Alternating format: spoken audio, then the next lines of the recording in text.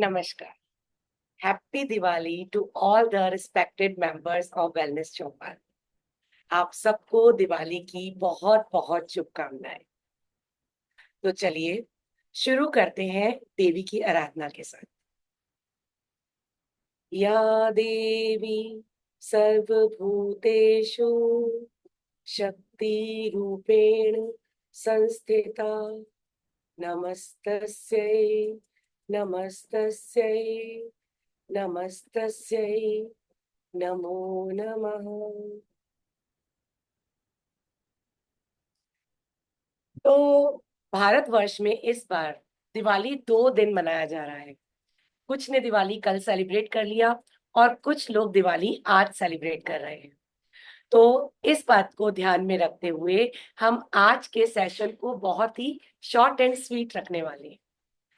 तो आज के सेशन में हम बात करते हैं दिवाली की। तो दीपावली जो है ये भारत का सबसे महत्वपूर्ण और सबसे पॉपुलर फेस्टिवल है। अब ये जो फेस्टिवल है ये 5 दिन तक चलता है। तो आज हम उन्हीं 5 दिनों के पौराणिक महत्व की बात करेंगे। तो दिवाली का ये प्रकाश पर्व शुरू होता है धनतेरस से, यानी कि धन त्रयोदशी से। अब आजकल धन त्रयोदशी का मतलब हम सिर्फ इस बात तक रह गए हैं कि ज्वेलर की दुकान पे गए, सोना चांदी खरीदा, घर ले आए और उसकी पूजा की। लेकिन वास्तव में इसका क्या अर्थ है? हमारे पौराणिक कथाओं में धन चौदस या इसका धनतेरस का क्या महत्व है वो मैं आपको बताती हूँ। तो हुआ ये कि जब समुद्र मंथन चल रहा था, उस वक्त कार्तिक मास के कृष्ण पक्ष की त्रयोदशी को, यानी कि जिसको हम आज धनतेरस कहते हैं, उस दिन मंथन के दौरान धन्वंतरी अमृत कलश लेके प्रकट हुए। अब ये जो अमृत कलश है, ये धन्वंतरी कौन है? धन्वंतरी जो है वो देवताओं के वैद्य है। तो उनको सुख और आरोग्य, स्वास्थ्य लाभ के लिए पूजा जाता है। तो जिस दिन वो अमृत कलश लेके अवतरित हुए थे समुद्र मंथन के दौरान, उस दिन को हम धनतेरस के रूप में मनाते हैं। तो बेसिकली इस दिन धन्वंतरी की पूजा की जाती है, यानी कि आरोग्य की, स्वास्थ्य लाभ के लिए पूजा की जाती है। तो जब भी आप धन त्रयोदशी के दिन पूजा करें तो आप ये ध्यान रखें कि धन से यहाँ हमारा मतलब मटेरियलिस्टिक धन से नहीं है, सोना या चांदी से नहीं है, बल्कि स्वास्थ्य वाले धन से है। इसीलिए तो हमारी कहावत प्रसिद्ध है कि पहला सुख निरोगी काया, दूजा सुख घर में माया। तो सबसे पहले हमें जो त्योहार की शुरुआत है वो अपने आप को निरोगी रखने के ऊपर फोकस करने पे देनी चाहिए। ठीक है। तो ये हुआ धनतेरस का महत्व। तो धनतेरस का महत्व हमारे स्वास्थ्य के लिए है और हम धन्वंतरी की इस दिन पूजा करते हैं। धनतेरस के बाद में आता है चतुर्दशी। अब इस चतुर्दशी को अलग अलग नामों से जाना जाता है। कुछ लोग इसको रूप चौदस कहते हैं, कुछ लोग इसको नरक चतुर्दशी कहते हैं, और कुछ लोग जो है इसको छोटी दिवाली के नाम से भी जानते हैं। देखिए, छोटी दिवाली तो धीरे धीरे अपभ्रंश होकर आ गया है और ये आजकल आया है। अदरवाइज इसको सबसे पहले काली चौदस भी कहा जाता था। तो हम ये देखते हैं कि इसके पीछे क्या कथा प्रचलित है। काली चौदस जो कहा जाता है उसका रीजन क्या है कि एक बार असुरों का बहुत ज्यादा आतंक हो गया और देवता जो थे वो उस असुरों के आतंक से बहुत ज्यादा परेशान हो गए। और उनका आतंक इतना बढ़ गया कि देवी माँ को बहुत ज्यादा गुस्सा आ गया और वो बहुत ज्यादा गुस्से में राक्षसों का विनाश करने लग गई और राक्षसों का उन्होंने संपूर्ण विनाश कर दिया। उसके बाद भी उनका गुस्सा शांत नहीं हुआ और वो विध्वंस मचाती चली गई। तो देवताओं को बड़ा मतलब परेशानी हुई कि अगर ऐसा ही चलता रहा तो पता नहीं क्या हो जाएगा। तो वो शिव के पास गए। तो शिव ने देवी माँ को रोकने के थोड़ी प्रयास किए, बट वो नहीं रुकी। तो फिर शिव ने क्या किया, देवी माँ के रास्ते में जाकर वो लेट गए। अब देवी माँ तो अपने रुद्र रूप में चली जा रही थी और उन्होंने जैसे ही अपना कदम बढ़ाया और शिव जी के सीने पे उनका कदम पड़ा और एकदम से उनके मुंह से जीभ बाहर आ गई ऐसे करके। और तभी से काली माँ यानी कि काली चौदस की पूजा की जाती है, जिस दिन ये सारा का सारा एपिसोड हो। तो ये हुई काली चौदस की बात। अब एक और पौराणिक कथा प्रसिद्ध है, जो कि जिसके कारण हम इसको नरक चतुर्दशी कहते हैं। तो हुआ ये कि नरकासुर, जिसको कि भौमासुर भी कहते हैं, ये एक राक्षस था। और ये जो राक्षस था, इसका आतंक भी सब जगह बहुत फैल रहा था। ये जिन भी राजाओं के घर राज्यों पे आक्रमण करता था और वहां से राजकुमारियों को और जो भी युवतियां उस राज्य की होती थी उनको उठा के बंदी बना लेता था। उन्होंने देवताओं के भी, जैसे वरुण का छत्र छीन लिया था, अदिति के कुंडल छीन लिए थे, और देवताओं की मणियां वगैरह भी उसने छीन ली थी। तो इस तरह से देवताओं की जो पावर थी वो धीरे धीरे कम होती जा रही थी। तो देवता जो थे वो बहुत चिंतित हुए। अच्छा, भौमासुर को एक और जो था एक श्राप था। श्राप कहें या उसके लिए वो कहें कि वो आ, सिर्फ औरत के हाथों ही मारा जा सकता था। तो वो लोग जो थे श्री कृष्ण के पास गए कि उसके आतंक के बारे में बात करने के लिए। तो श्री कृष्ण ने अपनी 8 रानियों के साथ उस वक्त द्वारकापुरी में मौजूद थे। तो उन्होंने सत्यभामा को साथ लिया और गुरुड़ पे बैठकर वो भौमासुर के नगरी में गए। और वो जो नगरी थी वो थी उनकी प्राग ज्योतिषपुर। अब प्राग ज्योतिषपुर में जब वो गए तो वहां पे उन्होंने सत्यभामा को सारथी बनाया, क्योंकि वो उसको कोई मेल नहीं मार सकते थे। तो उन्होंने सत्यभामा को सारथी बनाया और सत्यभामा की सहायता से ही श्री कृष्ण ने भौमासुर यानी कि नरकासुर का वध किया। और इसीलिए इसे नरक चतुर्दशी के नाम से जाना जाता है। उस दिन सभी ने इस आतंकी जो नरकासुर था उससे जो उनको मुक्ति मिली थी उसके लिए दीपदान किया। और इसी से नरक चतुर्दशी के दिन हम दीपदान करते हैं। एक और कथा प्रचलित है नरक चतुर्दशी की ही, वो जो साउथ में प्रचलित है, वो है भगवान वामन ने इन्हीं 3 दिनों में, यानी कि धनतेरस से लेके दिवाली तक में अपने पैरों से पृथ्वी को नापा था। 3 पग में 3 पृथ्वी के तीनों लोगों को नापा था। तो राजा बलि ने इन 3 दिनों में ये ऐलान किया कि जो भी दीपदान करेगा उसको धन लक्ष्मी वैभव की कभी कोई कमी नहीं आएगी। स्पेशली जो चतुर्दशी का दिन है, उस दिन यम की पूजा करने के लिए कहा गया। तो चतुर्दशी के दिन कई लोग यम दीप जलाते हैं, जो कि दक्षिण दिशा में जलाया जाता है। और कहा जाता है कि ये दीप जलाने से कभी भी घर में अकाल मृत्यु नहीं होती है, और अकाल मृत्यु का भय जो है वो हमेशा के लिए खत्म हो जाता है। तो ये थी चतुर्दशी का महत्व की कथाएं। अब आते हैं हम दिवाली के दिन का। तो देखिए, दिवाली के दिन का तो आप सभी को पता है कि आजकल जो हम दिवाली मनाते हैं उसका एकमात्र जो हमें समझ में आता है कि उस दिन भगवान राम जो थे वो सीता और लक्ष्मण के साथ 14 वर्ष का वनवास पूरा करके रावण को मार के और अयोध्या वापस आए थे।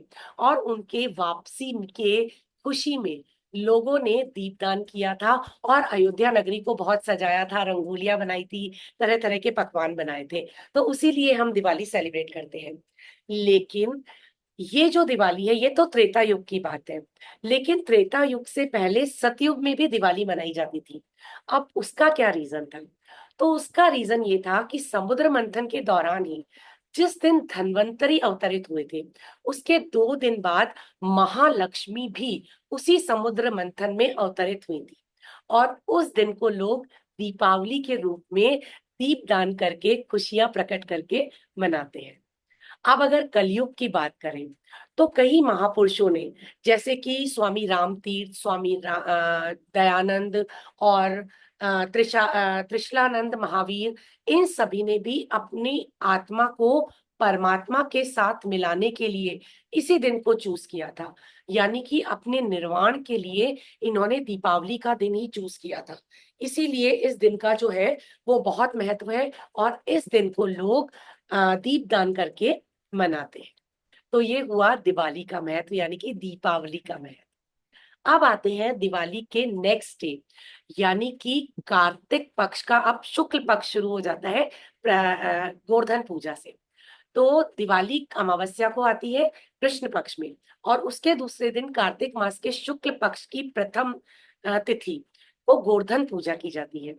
गोवर्धन पूजा के बारे में कौन सी पौराणिक कथा प्रचलित है वो मैं आपको बताती हूँ। तो हुआ ये कि जो आपका वृंदावन था, वहां पे सभी जो वासी थे वृंदावन के ग्वाल बाल, वो सभी जो थे वो इंद्र भगवान की पूजा करते थे, और इंद्र भगवान को इसका बहुत प्राउड था। तो जब कृष्ण भगवान वहां पे आए तो कृष्ण भगवान ने कहा कि भाई आप लोग इंद्र की पूजा क्यों करते हैं? हमारे लिए तो सबसे ज्यादा पूजनीय गोवर्धन पर्वत है, क्योंकि हमारी जो भी रिक्वायरमेंट है वो सब तो गोवर्धन पर्वत पूरी करता है। हमारी गाय जो है वो वहां पे चरने जाती है, हमको जितने भी खनिज मिलते हैं वो सभी गोवर्धन पर्वत से मिलते हैं, हमको जो भी आश्रय मिलता है वो गोवर्धन पर्वत से मिलता है। तो इंद्र की पूजा आप क्यों करते हैं? तो आपको तो गोवर्धन की पूजा करनी चाहिए। तो कृष्ण की बात मान के सभी लोगों ने गोवर्धन की पूजा शुरू करी। जब गोवर्धन की पूजा उन्होंने शुरू की तो इंद्र भगवान को, आपको पता है, बहुत जल्दी गुस्सा आता है। तो उन्हें बड़ा गुस्सा आया कि ये मेरी पूजा छोड़ के गोवर्धन की पूजा कैसे कर रहे हैं। और उनको जो गुस्सा आया, उन्होंने उस गुस्से को दिखाया बहुत तेज बारिश करके। तो वृंदावन में मूसलाधार बारिश हुई जो रुकने का नाम नहीं ले रही थी। भगवान ने इंद्र को बहुत याद किया। उन्होंने कहा देखो हमने गोवर्धन की पूजा की, इंद्र की पूजा नहीं की, इसलिए ऐसा हुआ। कृष्ण को उन्होंने ये बात बताई। तो कृष्ण ने कहा तुम चिंता मत करो, मैं सब देख लूं। उन्होंने अपनी चिट्ठी उंगली पे, जो छोटी उंगली होती है, उस पे गोवर्धन पर्वत को उठाया, और सारा वृंदावन नगरी थी उसको बारिश से प्रोटेक्ट कर लिया। इस तरह से इंद्र को अपनी भूल का एहसास हुआ, और उन्होंने अपने कृष्ण भगवान से माफी मांगी, और इसी दिन को गोवर्धन पूजा के रूप में मनाया जाता है। सभी घरों में गोबर से गोवर्धन बनाए जाते हैं और उनकी पूजा की जाती है। कुछ जगह ये मॉर्निंग के टाइम पे की जाती है, लेकिन कुछ जगह पे ये गोधूली बेला में की जाती है। अब प्रथमा के बाद द्वितीया, यानी कि भाई दूज। भाई दूज, जैसा कि आपको पता है कि ये भाई और बहन का पर्व है। तो भाई दूज क्यों मनाया जाता है, उसके बारे में क्या कथा प्रचलित है देखते हैं। तो सूर्य की पत्नी थी संज्ञा। संज्ञा से सूर्य के एक पुत्र और एक पुत्री थी। पुत्र का नाम था यमराज और पुत्री का नाम था यमुना। अब जो संज्ञा थी सूर्य की पत्नी, उनसे सूर्य का जो तेज था वो बर्दाश्त नहीं हो पा रहा था। तो उन्होंने अपनी एक छाया मूर्ति बनाई और उनको अपने सूर्य के पास छोड़ के, और अपने यमराज और यमुना की जो देखभाल थी वो भी उसको छोड़ के वो वहां से चली गई। तो संज्ञा तो वहां से चली गई, उनको अपने पुत्र और पुत्री से ज्यादा लगाव नहीं था, लेकिन यमुना को अपने भाई यमराज से बहुत ही प्रेम था।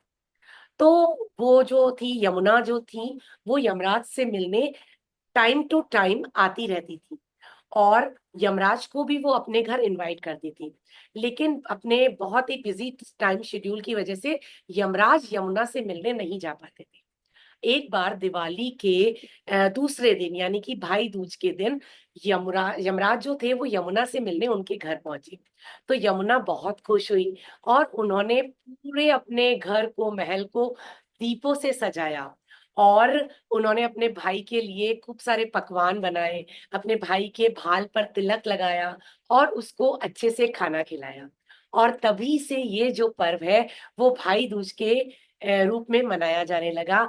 उस दिन भाई जो है वो अपनी बहन के घर जाते हैं, बहनें अपनी भाई के भाल पर तिलक लगाती हैं, उनकी पूजा करती हैं, उनको खाना खिलाती हैं, और आराम से बैठकर भाई बहन सुख दुख की बातें करते हैं। और ये भी कहा जाता है कि इस दिन जो भी भाई बहन मिलके यमुना नदी में स्नान करते जाते हैं, उनकी सारी प्रॉब्लम्स दूर होती है, और उनको जो है वो चिरायु का वरदान मिलता है। तो ये है भाई दूज की कथा। भाई दूज के बारे में एक और कहावत प्रसिद्ध है कि जब श्री कृष्ण ने आ, नरकासुर का वध किया था, उसके बाद वो अपनी बहन सुभद्रा से मिलने गए थे, और सुभद्रा ने भी इसी तरह अपने भाई कृष्ण का स्वागत किया था, उनके भाल पर तिलक लगाकर, उनको पकवान खिलाकर, और दीपों से अपने घर को जगमगाकर। तो तभी से जो है वो भाई दूज मनाया जाता है।